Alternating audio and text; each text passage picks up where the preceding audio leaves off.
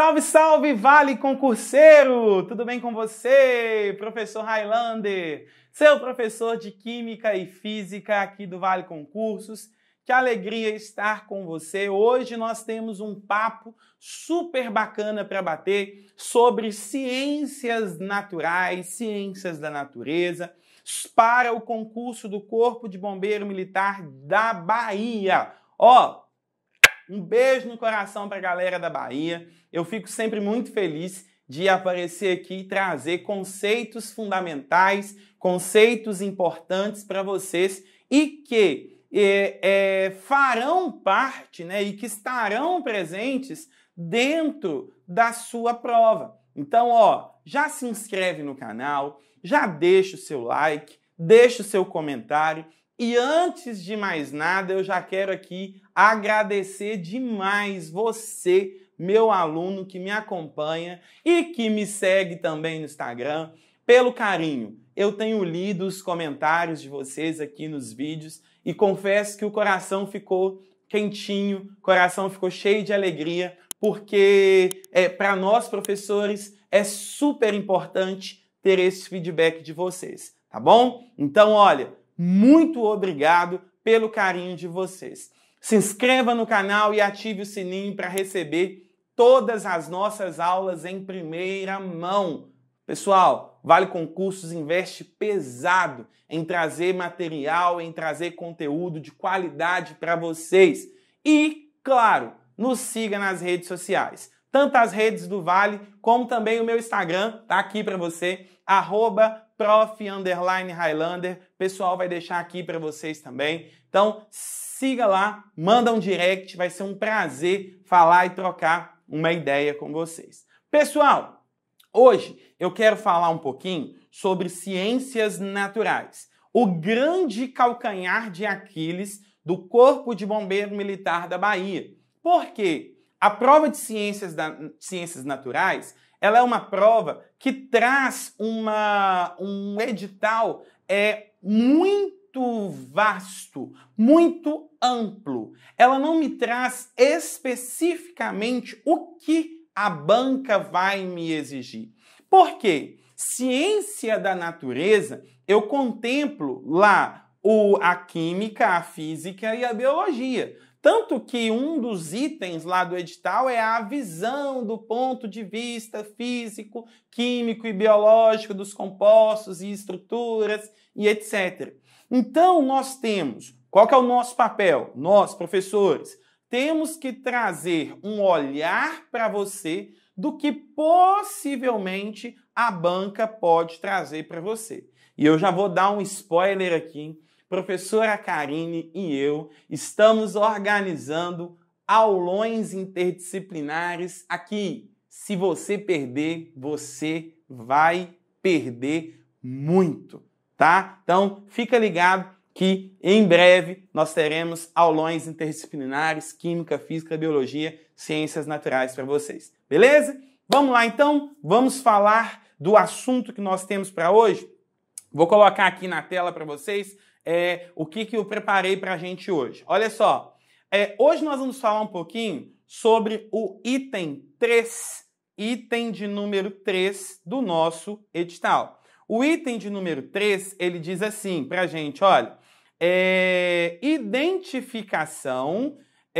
identificação do... Deixa eu só me organizar aqui que eu me perdi aqui, peraí. Identificação dos compostos químicos correlacionando estruturas e propriedades e utilização tecnológica, tá? Então, identificação dos compostos químicos, trazendo para a gente a correlação das suas estruturas, propriedades e utilização tecnológica. Então, pessoal, olha só, o que nós precisamos entender? Nós precisamos entender que existem algumas características sobre os compostos químicos e que fazem a diferença para a gente. A gente já sabe que, do ponto de vista químico, a química é a ciência que estuda o quê? A química é a ciência que estuda a matéria. O que é matéria? Tudo aquilo que possui massa e ocupa lugar no espaço. você também já sabe que matéria ela passa por transformações e essas transformações elas podem ser transformações físicas ou químicas que vão depender ainda da variação da energia e que acompanham, né, essas transformações. Então, algumas coisas são importantes para a gente identificar um composto químico. Primeira coisa, química estuda matéria. Matéria é tudo aquilo que possui massa e ocupa lugar no espaço, ok? Apenas no vácuo não há matéria. A palavra vácuo me traz essa ideia. Ausência de matéria. Dentro do conceito de matéria, eu tiro o conceito de corpo. O que é corpo? Qualquer porção, qualquer pedaço limitado da matéria, ok? Num contexto mais científico, a gente pode dizer porção limitada da matéria. Beleza? Então, da matéria eu consigo construir, eu consigo constituir corpos. Beleza? Uma parte, uma porção que eu pego daquele corpo e estudo, eu chamo de sistema. Então, observe que os conceitos estão interligados. Olha só, vou deixar os pincéis aqui para que vocês entendam. Matéria é tudo aquilo que possui massa e ocupa lugar do espaço. Quando eu pego uma porção, quando eu pego um pedaço daquela matéria, eu constituo um corpo, ok? Quando eu pego um pedaço desse corpo para fins de estudo, eu tenho um sistema. E a partir desse sistema, através da ação do homem, através da ação do homem, eu constituo os objetos, ok? Então, esses 4 conceitos são importantes para a gente. Matéria, corpo, sistema e objeto. Beleza. Aí, a gente tem que entender uma coisa muito importante. A matéria, ela é constituída por elementos químicos.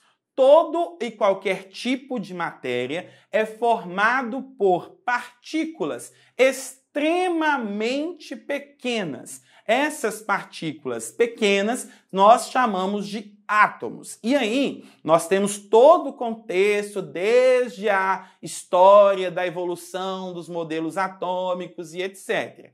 A combinação destes átomos, a associação desses átomos vão representar para a gente o que nós chamamos de elementos químicos. Então, vou colocar aqui. Primeira coisa, vou colocar de outra cor para que você possa entender tudo que a gente vai falar aqui.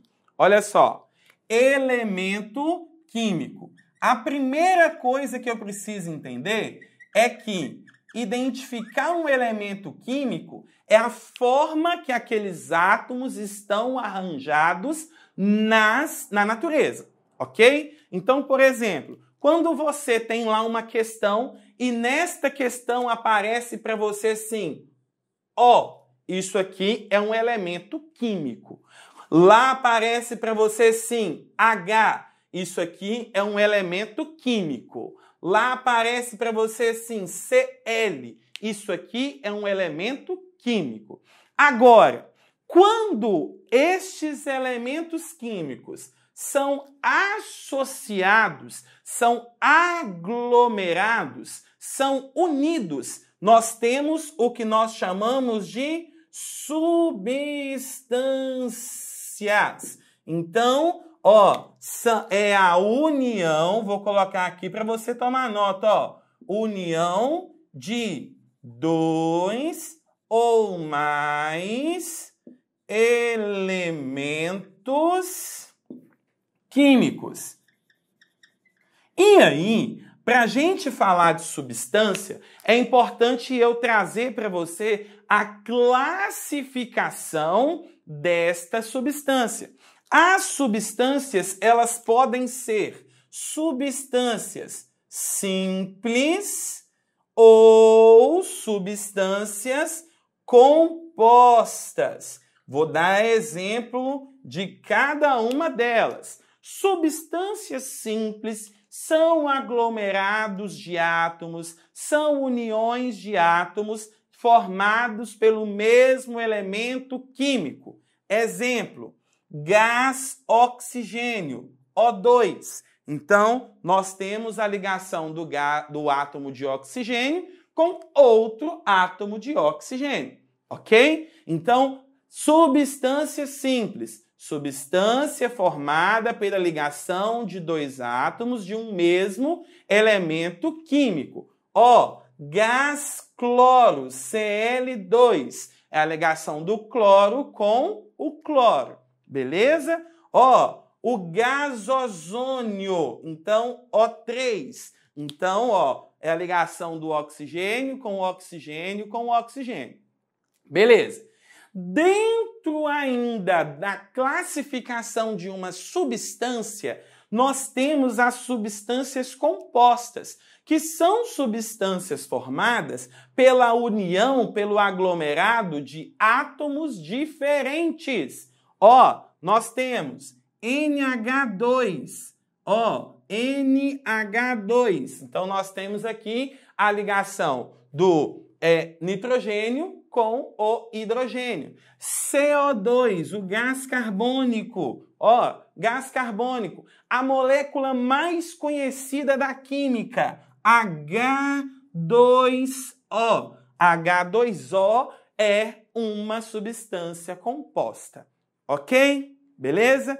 Aí, dentro do conceito de substâncias, existe um fenômeno que acontece aqui. Que fenômeno é esse? Esse fenômeno recebe o nome de, ó, alotropia. Ó, vou consertar esse P aqui. Alotropia. Ou quando que duas substâncias são alótropas. Substâncias são alótropas ou a alotropia acontece quando nós temos a formação de substâncias simples formadas por quantidades de elementos químicos diferentes. Por exemplo, ó, substâncias diferentes formadas pelo mesmo elemento químico. Olha só, o gás oxigênio. O gás oxigênio tem forma molecular igual a O2. Já o gás ozônio tem forma molecular O3. Então, o que nós temos aqui? Nós temos duas substâncias simples, ó, duas substâncias simples formadas pelo mesmo elemento químico, ok? Formadas pelo mesmo elemento químico, porém com estruturas diferentes, ok? Beleza? Agora, quando é importante a gente entender uma coisa, importante a gente entender uma coisa aqui. Só tomar uma água aqui, olha. Quando a substância ela é formada por moléculas ou formada por íons, todas iguais entre si, nós chamamos esta substância de substância pura, ok? Vamos entender uma coisa aqui, olha. Ó, substância pura. Vamos dar um exemplo aqui de substância pura. Deixa eu pensar. Ó, cilindro de O2. Sabe? Aquele cilindro utilizado na respiração dos pacientes lá entubados? Beleza? É uma substância pura formada por... substância pura simples, né? Formada pela ligação de átomos de oxigênio. Além disso, nós temos também a substância pura que pode ser composta. Por exemplo, o cilindro quando eu faço o acondicionamento do gás carbônico, CO2, né? Cilindro de CO2. Então, nós temos ali uma substância pura, né? Que é formada por quê? Que é formada por uma substância composta, ok? Agora, além da classificação de substância pura ou as substâncias também podem ser chamadas de misturas. E aí, eu vou em outro conceito com vocês. Olha só. Misturas. Aí, ó, dentro do conceito de mistura, nós temos as misturas homogêneas e as misturas heterogêneas. Aí, heterogêneas. Beleza. Aí, o que acontece? Primeiro, o que é uma mistura, né? Uma mistura são substâncias todas muito bem definidas que elas podem se apresentar em conjunto, misturadas, sendo que eu posso ou não distinguir as substâncias diferentes no meu sistema. Então, por exemplo, imagine que eu tenho um copo com água e óleo. Eu consigo perceber que eu tenho ali duas substâncias diferentes, a água e o óleo. Quando eu coloco num mesmo recipiente água e álcool, eu sei que eu tenho naquele recipiente uma mistura de água com álcool. Quando esta mistura tem uma única fase, o que é uma única fase? Um único aspecto, a olho nu, eu não consigo identificar as substâncias, os elementos químicos que compõem a minha mistura, eu tenho uma mistura homogênea, ok? Pensa, peguei o sal e dissolvi na água. Eu não consigo ver, identificar qual é a partícula do sal, qual é a partícula da água. Então, eu tenho uma mistura homogênea. Porém, se a olho nu, se eu tenho uma mistura polifásica com duas ou mais fases, ok? Duas ou mais fases, se a olho nu eu consigo enxergar duas ou mais camadas de substâncias diferentes, eu tenho uma mistura heterogênea. Imagina, peguei água, diluí no sal, né? O sal, diluí na água e ainda coloquei o óleo. Água e óleo não se misturam, mas sal com água se misturam. Então eu vou ver no meu sistema a camada de óleo e a camada de água com sal. Observe que ali eu tenho 3 elementos, 3 componentes, sal, água e óleo, mas eu tenho 2 fases, porque eu vou ver a água misturada com o sal e o óleo. Então, isso é uma mistura heterogênea, ok? Então, é muito importante que você saiba identificar as quantidades de substâncias simples, as quantidades de misturas, o número de fases e etc., dentro de cada contexto, dentro de cada substância a ser desenvolvida. Ok? Beleza. Continuando a falar sobre a identificação dos compostos químicos, uma coisa que é muito importante para a gente é nós falarmos dos conceitos de tabela periódica, ok? Nós sabemos, vou apagar aqui, olha, para que vocês possam acompanhar comigo. Nós sabemos que a tabela periódica, ela traz para a gente os 118 elementos químicos encontrados na natureza em ordem crescente dos seus números atômicos. Então, uma das coisas que eu preciso saber identificar em um elemento químico é a sua representação. Todo elemento químico possui. Deixa eu pegar o pincel aqui. Olha só. Todo elemento químico possui. Então, vou escrever aqui, ó. Identificação do elemento. Todo elemento químico possui. Primeiro, o elemento químico possui o seu símbolo. Ó, essa letra que vem grande aqui é o seu símbolo. Ok? Geralmente é uma letra maiúscula, como é o caso do oxigênio, ou se for duas, né, como é o caso do cloro, se for duas, é a primeira maiúscula e a segunda minúscula. Beleza? Ó, flúor é o F maiúsculo, ok? Sódio é o Na, então é o N maiúsculo e o A minúsculo. Beleza? Ótimo. Além do símbolo, todo elemento químico vai possuir um número que fica localizado na parte inferior. Geralmente, esse número é representado pela letra Z.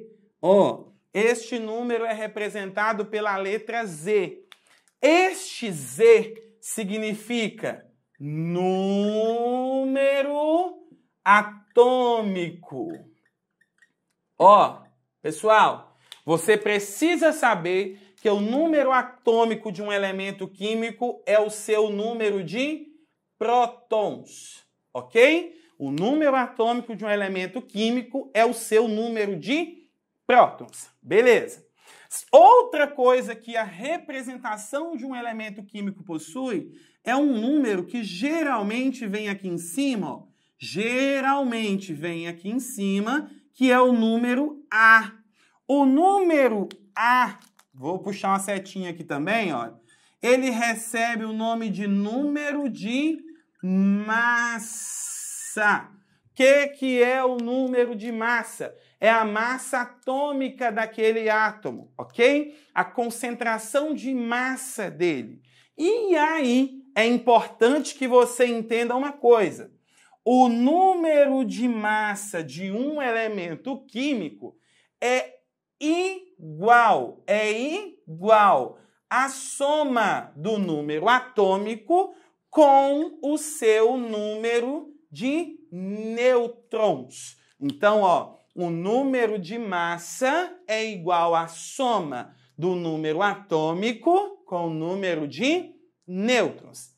Aí, a partir desta definição, nós temos que classificar a nossa substância ou o nosso elemento químico quanto à sua capacidade elétrica.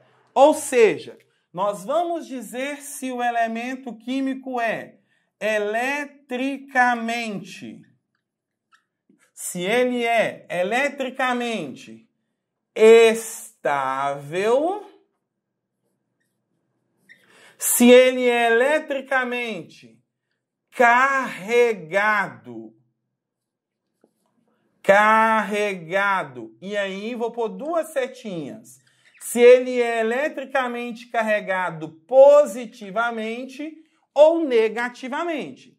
Se nós tivermos um átomo eletricamente estável, nós teremos que o número de prótons do meu elemento é igual ao número de elétrons. Número de prótons é igual, vou corrigir aqui para ficar bem visível para vocês, ó, número de prótons é igual ao número de elétrons.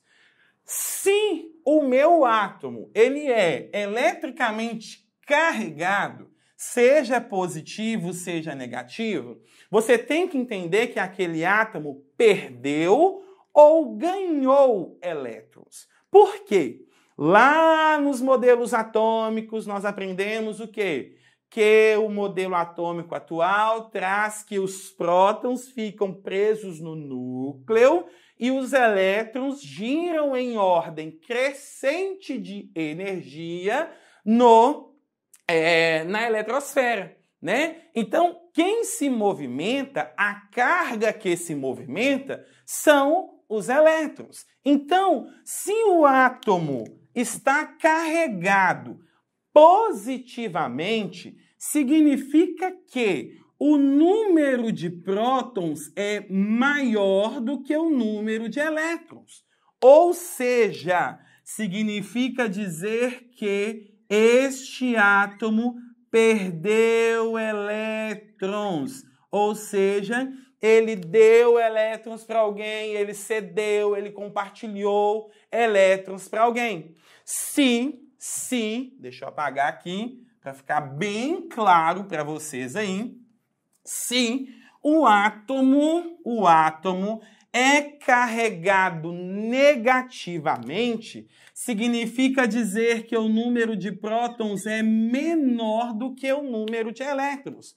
Ou seja, significa dizer que eu ganhei, ou seja, o átomo ganhou elétrons. Lembrando que os elementos químicos são agrupados de acordo com as suas principais características, relação às famílias, ok? Todos os elementos que pertencem à mesma família possuem características comuns. E aí, é importante que você entenda o seguinte,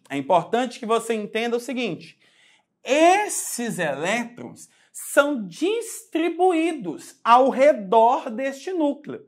Esta distribuição é feita em camadas eletrônicas.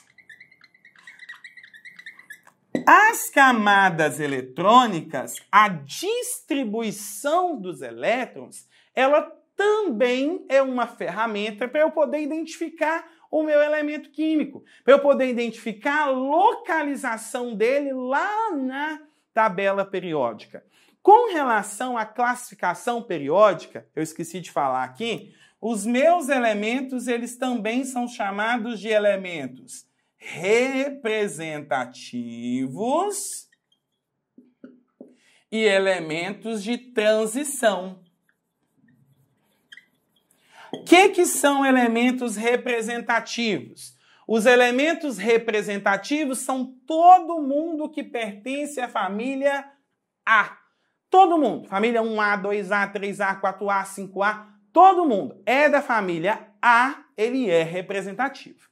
Se o elemento é da família B, nós temos ali um elemento de transição. Aí nós temos a transição interna, que são aquelas duas famílias que ficam lá embaixo na tabela periódica, e nós temos a transição externa, que são aquelas duas, aquela parte do meio ali da tabela periódica. E aí, com relação às camadas eletrônicas, trazendo isso para cá, você tem que lembrar o quê? Que cada camada equivale a um nível de energia. Então, eu tenho o nível 1, que relaciona a camada K. O nível 2, que relaciona a camada L. O nível 3, que relaciona a camada M. O nível 4, que relaciona a camada N. O nível 5, que relaciona a camada O. O nível 6, que relaciona a camada P. E o nível 7, que relaciona a camada Q. M, N, O, P e Q. Cada cada camada dessa suporta uma quantidade máxima de elétrons. Então, você tem que lembrar o seguinte, esta capacidade máxima de elétrons é, na família K, eu tenho que colocar no máximo 2, na família L, eu tenho que colocar no máximo 8, na família M, eu tenho que colocar no máximo 18, na família N, no máximo 32, na família O, no máximo 32, na família P, no máximo 18, na família Q, 8 ou, em alguns casos, 2. Beleza? E aí, a partir desta distribuição eletrônica, eu consigo identificar, por exemplo, a camada de valência.